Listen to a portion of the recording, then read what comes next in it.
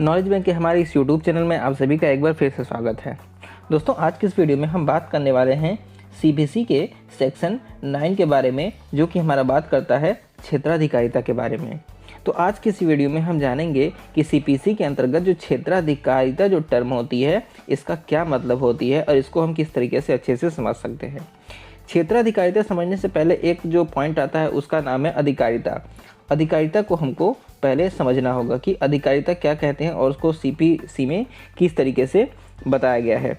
तो अधिकारिता की अगर हम बात करें तो अधिकारिता से अभिप्राय ऐसे मामले होते हैं, मतलब कि जो न्यायालय होता है इसकी उस शक्ति से, जो न्यायालय की ऐसी शक्ति होती है जिसके अंतर्गत वो किसी वाद को या किसी अपील को, ठीक है, उसका आवेदन ग्रहण करने की जो शक्ति होती है उसको मिलती है, और उस पर वो न्यायालय जो होती है अपनी सुनवाई करके उस पर निर्णय दे सकता है। तो जो न्यायालय की ये शक्ति होती है इसको हम बोलते हैं अधिकारिता। एक बार फिर से समझते हैं। अधिकारिता का मतलब होता है कि न्यायालय की उस शक्ति से है जिसके अंतर्गत वह किसी वाद, ठीक है, वह किसी वाद, किसी अपील का आवेदन ग्रहण कर सकता है, मतलब कि उसको अपने अंडर में ले सकता है और उस पर सुनवाई के बाद, जब उस पर अपना सुनवाई कर लेता है तो उसके बाद उस पर निर्णय दे सकता है। ये होती है अधिकारिता के बारे में। इसको हम अधिकारिता के हिसाब से समझ सकते हैं, ठीक है। इसमें अधिकारिता में अगर आप केस की बात करें तो इसमें एक केस था कि श्रीमती उज्जैन बाई बनाम स्टेट ऑफ यूपी। इसमें अधिकारिता के बारे में अच्छे से डिस्क्राइब किया गया है। चलिए हम बात करते हैं अब अपने वीडियो में, जिसको कि हम क्षेत्राधिकारिता के बारे में आज हम समझते हैं। तो क्षेत्राधिकारिता क्या होता है इसके बारे में आज इस वीडियो में हम अच्छे से समझेंगे। तो चलिए इस वीडियो को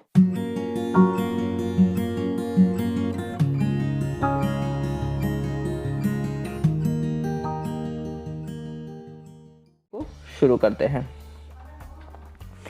देखिए, क्षेत्राधिकारिता के बारे में बात करें तो ये मुख्य रूप से 4 प्रकार के होते हैं, ठीक है। इस वीडियो में हम क्षेत्राधिकारिता के प्रकार के बारे में बात करते हैं। तो ये 4 प्रकार के होते हैं।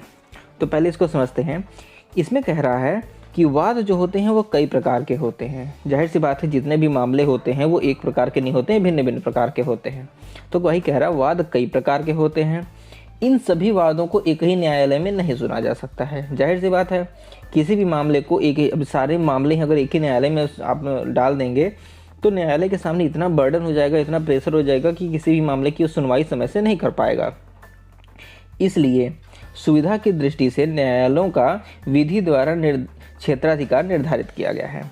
इसीलिए सुविधा की दृष्टि से, कि मतलब सभी को न्याय मिले, सभी की सुनवाई समय पे हो सके, तो इस दृष्टिकोण को ध्यान में रखते हुए कि विधि द्वारा एक कानून बनाया गया जिसके तहत क्षेत्राधिकार निर्धारित किया गया। एक ऐसा एरिया, क्षेत्र निर्धारित किया गया, ठीक है, जिसमें एक ही न्यायालय में वादों की अधिकता नहीं हो सकी।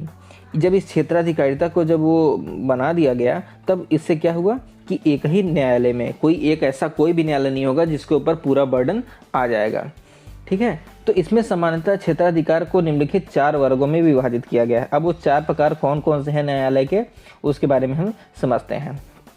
तो सबसे पहला जो हमारा है वो है विषय वस्तु संबंधी क्षेत्राधिकार। विषय वस्तु संबंधित क्षेत्राधिकार क्या होते हैं इसके बारे में हम समझेंगे आज। दूसरा होता है कि स्थानीय या प्रादेशिक क्षेत्राधिकार क्या होते हैं। तीसरा, अपीली क्षेत्राधिकार या धन संबंधी क्षेत्राधिकार क्या होते हैं। चौथा, आरंभिक या अपीली क्षेत्राधिकार क्या होते हैं। ये चारों क्षेत्राधिकार जो होते हैं इनको क्षेत्राधिकार में प्रकारों में विभाजित किया गया है। तो चलिए शुरू करते हैं पहले क्षेत्राधिकार से। तो पहला क्षेत्राधिकार हमारा क्या कहता है, वो हमारा कहता है विषय वस्तु संबंधी क्षेत्राधिकार के बारे में। तो इसके बारे में अगर हम समझने की कोशिश करें तो क्या है कि किसी भी न्यायालय की सक्षमता निश्चित करने के लिए न केवल स्थानीय एवं धन संबंधी अधिकारिता का होना आवश्यक है, मतलब कि कोई भी अगर न्यायालय की अगर सक्षमता जो है, अगर न्यायालय की सक्षमता को अगर जानना है तो उसके लिए केवल ये जरूरी नहीं है कि केवल उसके लिए स्थानीय मामला होना चाहिए या फिर धन संबंधी अधिकार होना चाहिए, अपितु उसको अपितु उसको विषय वस्तु संबंधी क्षेत्राधिकार भी प्राप्त होना चाहिए। मतलब न्यायालय को ये भी अधिकार प्राप्त होना चाहिए कि वो जो ये मामला होता है, स्थानीय और धन संबंधी मामला होता है, इसके बारे में न्यायालय को ये अधिकार होना चाहिए कि वो इस मामले की सुनवाई कर सके। तो यही इसमें कह रहा है कि किसी भी न्यायालय की सक्षमता निश्चित करने के लिए न केवल स्थानीय एवं धन संबंधी अधिकारिता का होना आवश्यक है, अपितु उसको विषय वस्तु संबंधी अधिकारिता भी प्राप्त होना चाहिए। ठीक है, आगे क्या कह रहा है, हर न्यायालय को सभी विषय वस्तु संबंधी मामलों की सुनवाई करने का अधिकार नहीं होता है। जैसा कि अभी आपको ऊपर बताया गया कि इस सभी न्यायालयों को सभी मामलों में सुनवाई करने का अधिकार नहीं होता है। उदाहरण के तौर पर हम इसको समझते हैं। उदाहरण के तौर पर समझेंगे तो इसमें क्या कह रहा है, किसी लघुवाद न्यायालय को, कोई ऐसा न्यायालय है जिसमें छोटे मामलों की सुनवाई होती है, तो कह रहा है किसी लघुवाद न्यायालय को अचल संबंधी जो इमूवेबल प्रॉपर्टी होते हैं संबंधी वाद, संविदा के विनिर्दिष्ट पालन संबंधी वाद, बंधक, मोचन या पुरोबंध संबंधी, भागीदारिता विघटन संबंधी, तो ये सब जो मामले होते हैं, ये सब कहीं ना कहीं ये सब बड़े मामले आते हैं, इनकी सुनवाई लघुवाद में नहीं आते हैं। ठीक है, तो इन सब जो मामले होते हैं इन पे विचारणा करने का अधिकार न्यायालय को नहीं होता है। ठीक है, इन पे विचारणा करने का अधिकार न्यायालय को नहीं होता है। इसी प्रकार प्रोबेट, संरक्षता, वसीयत संबंधी, विवाह विषयक मामलों की सुनवाई का अधिकार जिला जज से भिन्न किसी अन्य को नहीं होता है। मतलब ये जो प्रोबेट का मामला होता है, संरक्षता, वसीयत से संबंधित कोई मामला हो गया, किसी के तलाक से संबंधित मामला हो गया, तो इन सभी को जो सुनवाई करने का अधिकार होता है केवल जिला जज को होता है, अन्य किसी को नहीं होता है। तो इसमें ये बताया गया है विषय वस्तु संबंधी क्षेत्राधिकार के बारे में। आइए हम दूसरा क्षेत्राधिकार देखते हैं। दूसरा क्षेत्राधिकार जो है वो हमारा बात करता है स्थानीय या प्रादेशिक क्षेत्राधिकार के बारे में, जिसको कि हम लोकल ज्यूरिसडिक्शन कहते हैं। अब इसको हम समझने की कोशिश करें तो क्या है कि एक न्यायालय की स्थानीय क्षेत्राधिकारिता की सीमा सरकार द्वारा निश्चित होती है। मतलब कि न्यायालय की जो ज्यूरिसडिक्शन होगी वो किस सीमा तक होगी, ये कौन डिसाइड करता है, ये सरकार द्वारा निश्चित की जाती है। तथा उस स्थानीय सीमा से बाहर न्यायालय को क्षेत्राधिकार नहीं होता है। जब सरकार द्वारा एक सीमा निर्धारित कर दी गई है सीमा, तो उसके बाहर न्यायालय अपना ज्यूरिसडिक्शन नहीं दे सकता है। सामान्यतः एक ही न्यायालय को जिले की सीमा के अंतर्गत ही क्षेत्राधिकार होता है। मतलब कह रहा है सामान्यतः एक जिला न्यायालय को जिले के अंतर्गत ही क्षेत्राधिकार होता है। कोई जिला न्यायालय डिस्ट्रिक्ट मजिस्ट्रेट है तो जो डिस्ट्रिक्ट न्यायालय होता है उसको अपने ज़िले के अंतर्गत जितने मामले होते हैं उसी में सुनवाई करने का अधिकार होता है।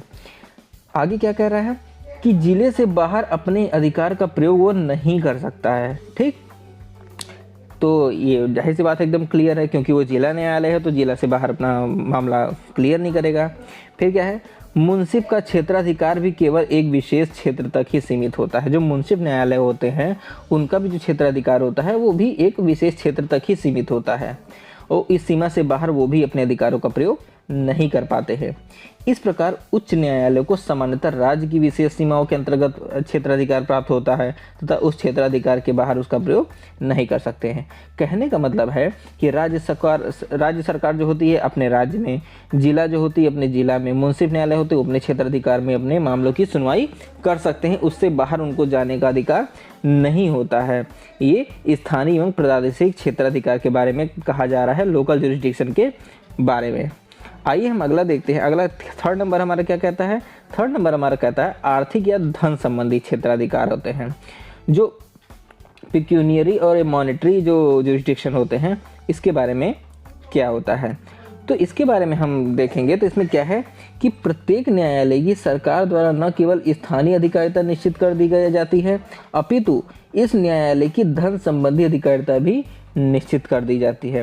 कहने का मतलब है कि कोई भी न्यायालय होता है कि केवल उसका एक स्थान ही डिसाइड नहीं कर दिया जाता है, बल्कि ये भी डिसाइड कर दिया जाता है कि उसकी धन संबंधी अधिकारिता क्या है, कि वो कितने रुपए तक के मामले की सुनवाई कर सकता है।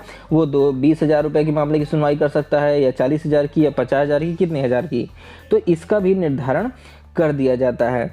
तो कह रहा है कि न्यायालय की जो उसी धन संबंधी सीमा के अंतर्गत किसी वाद या अपील को ग्रहण करने का अधिकार होता है।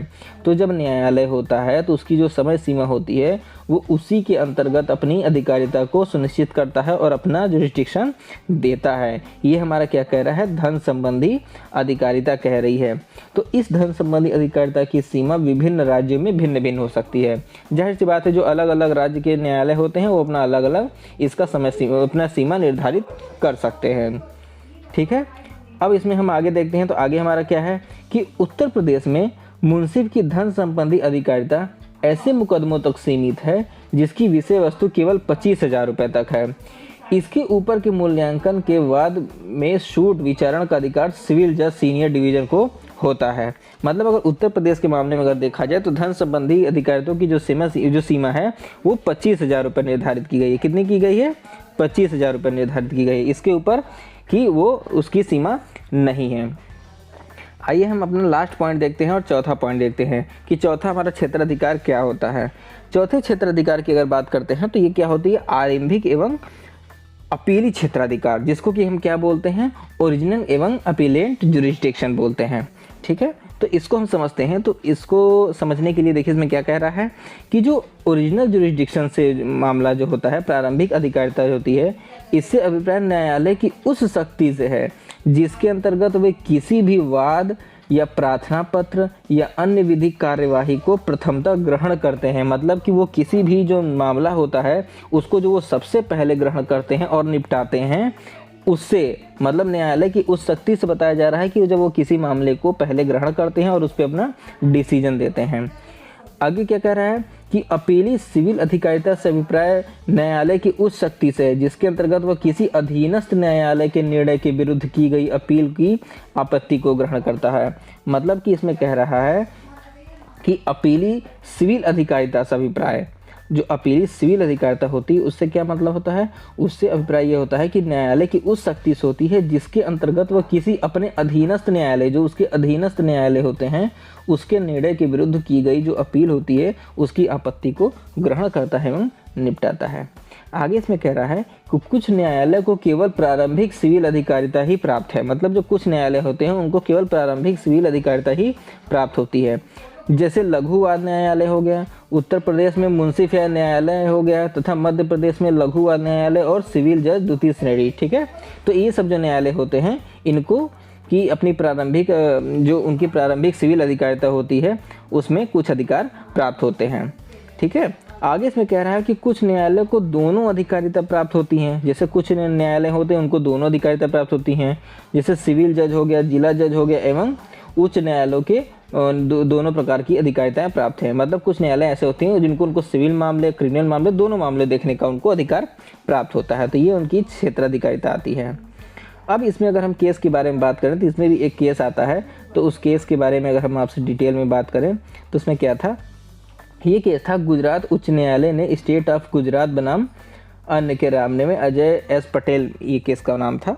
इस मामले में क्या कहा गया था, इस मामले में अभी निर्धारित किया गया था कि जहां कोई डिक्री ऐसे न्यायालय द्वारा पारित की गई है जिसे डिक्री पारित करने की प्रारंभिक क्षेत्राधिकार प्राप्त नहीं है, तो वहां ऐसी डिक्री को शून्य मान लिया जाएगा। मतलब कि जहां कोई ऐसा मामला है वो ऐसी जगह पे दाखिल किया गया है, ऐसी जगह पे डाला गया है कि जहां उस न्यायालय को उस मामले को सुनने का अधिकार नहीं प्राप्त है, तो माना जाएगा कि जो ऐसी डिक्री है उसको शून्य मान लिया जाएगा। ठीक है, तो ऐसे मामलों में अधिकारिता का जो प्रश्न होता है वो विचारण न्यायालय के समक्ष भी नहीं उठाया जा सकता है, तो भी उच्च न्यायालय के समक्ष उसे उठाने की अनुज्ञा की जा सकती है। मतलब जो ऐसे मामले होते हैं उनमें अधिकारिता, ऐसे मामलों में अधिकारिता का प्रश्न विचारण न्यायालय के समक्ष न उठाया जा सकता। मतलब जो ऐसे मामले होते हैं जो उसके क्षेत्राधिकार नहीं आते हैं वो उस न्यायालय के सामने विचार के लिए भी नहीं प्रस्तुत किए जा सकते हैं। तो इसमें इस केस में ये समझाने की कोशिश की गई थी कि इनके क्षेत्राधिकार क्या होते हैं। तो दोस्तों ये था हमारे आज के इस वीडियो में। किस बारे में था? आज के इस वीडियो में हमारा था क्षेत्राधिकार के बारे में कि जो न्यायालय का जो क्षेत्राधिकार होता है वो क्या होता है। ठीक है, तो इसमें हमने क्या देखा, इसमें मुख्य रूप से 4 प्रकार के हमने क्षेत्राधिकार देखे। कि इसमें हमने क्या देखे, 4 प्रकार के क्षेत्राधिकार देखे। पहला हमने देखा कि विषय वस्तु संबंधी क्षेत्राधिकार देखे। दूसरा हमने क्या देखा, स्थानीय क्षेत्राधिकार हमने देखा। तीसरा हमने क्या देखा, आर्थिक क्षेत्राधिकार देखा, चौथा हमने देखा आरंभिक क्षेत्राधिकार देखा। तो ये मुख्य रूप से 4 प्रकार के क्षेत्राधिकार हैं। इस क्षेत्राधिकार के अंदर दायरे में रह के ही न्यायालय जो है अपना जुरिस्डिक्शन देता है, अपना फैसला सुनाता है, जो कि हमारे सीपीसी के सेक्शन 9 का भाग है, जो हमारे सीपीसी के सेक्शन 9 के पार्ट के अंतर्गत आता है। तो दोस्तों आई होप कि वीडियो आपको काफ़ी पसंद आया होगा। पसंद आया तो आप इस वीडियो को हमारे लाइक कीजिए, कमेंट कीजिए, अपने फ्रेंड के साथ शेयर कीजिए, और अगर आपके मन में कोई क्वेश्चन हो तो आप नीचे कमेंट बॉक्स में पूछ सकते हैं। मिलते हैं हम आपसे अगले वीडियो में, तब तक के लिए थैंक यू।